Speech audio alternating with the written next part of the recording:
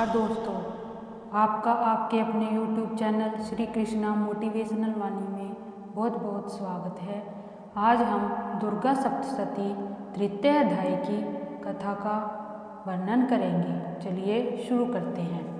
ऋषि मार्कंडेय जी कहते हैं, हे राजन, जब महिषासुर की विशाल सेना का नाश होते हुए उसके सेनापति और महादैत्य एक एक करके मृत्यु को प्राप्त होने लगे, तब शेष बचे असुर अत्यंत क्रोधित हो उठे।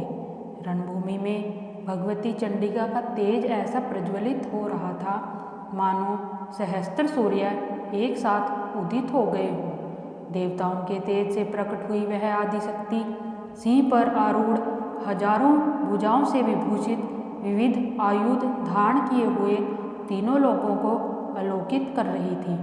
उनके मुखमंडल की प्रभा से दिशाएं दमक उठी थी और उनकी भ्रिकुटी के तन्ने मात्र से असुरों के हृदय कांप उठते थे।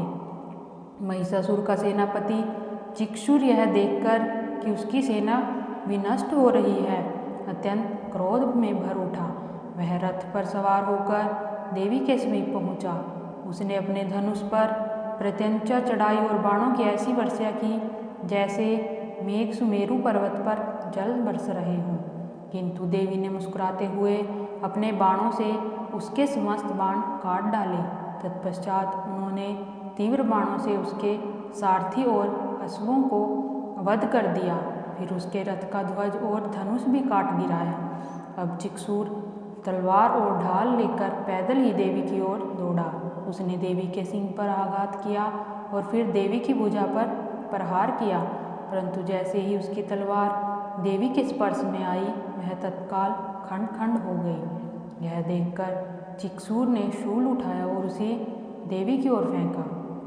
देवी ने अपने त्रिशूल से उसके शूल का नष्ट कर दिया और उसी प्रहार से चिक्षुर का अंत कर दिया। वह महादैत्य रणभूमि में गिर पड़ा। अपने सेनापति के वध का समाचार सुनकर महिषासुर का दूसरा पराक्रमी दैत्य चामर विशाल हाथी पर सवार होकर रणभूमि में उतरा। उसने आते ही देवी पर शक्ति का प्रहार किया। देवी ने केवल हुंकार से ही उसकी शक्ति को निस्तेज कर दिया। चामर ने पुनः शूल फेंका, परंतु देवी ने बाणों से उसे भी खंडित कर दिया। तभी देवी का सिंह क्रोध में आया, हाथी पर कूद पड़ा। सिंह और चामर में भयंकर युद्ध हुआ। अतः सिंह ने आकाश में उछलकर अपने पंजों से चामर का सिर धड़ से अलग कर दिया। इसके बाद देवी ने अनेक असुरों का संहार किया। उदग्रह को पर्वत और वृक्षों से कुचल दिया। कराल को दांतों और प्रहारों से मार गिराया। उद्धत को गदा से चूर कर दिया। बाष्कल, अंधक और ताम्र को बाणों से यमलोक भेज दिया। उग्राश्य और उग्रवीर्य को त्रिशूल से विदीर्ण किया। विडाल का सिर तलवार से काट दिया। दुर्धर और दुमुख को बाणों से समाप्त किया। इस प्रकार रणभूमि में असुरों की सेना छिन्न भिन्न हो गई। पृथ्वी रथों, हाथियों और असुरों से भर गई। अपनी सेना का नाश देखकर स्वयं महिषासुर युद्ध भूमि में उतरा। उसने भैंसे का रूप धारण किया। उसका शरीर पर्वत के समान विशाल था। वह अपने खुरों से पृथ्वी को रौंदता हुआ, अपनी पूंछ से समुद्र को मथता और अपनी गर्जना से दिशाओं को कंपा देता था।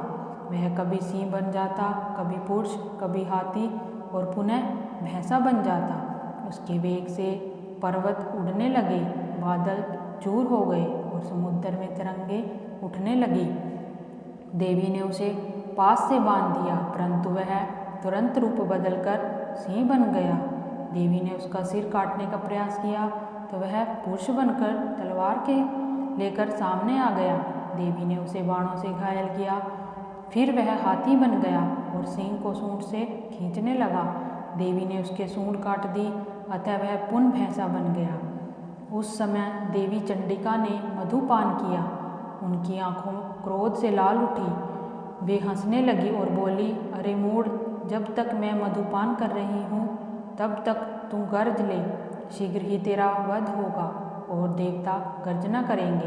यह सुनकर महिषासुर और भी क्रोधित हुआ और पर्वत उठाकर देवी पर फेंकने लगा।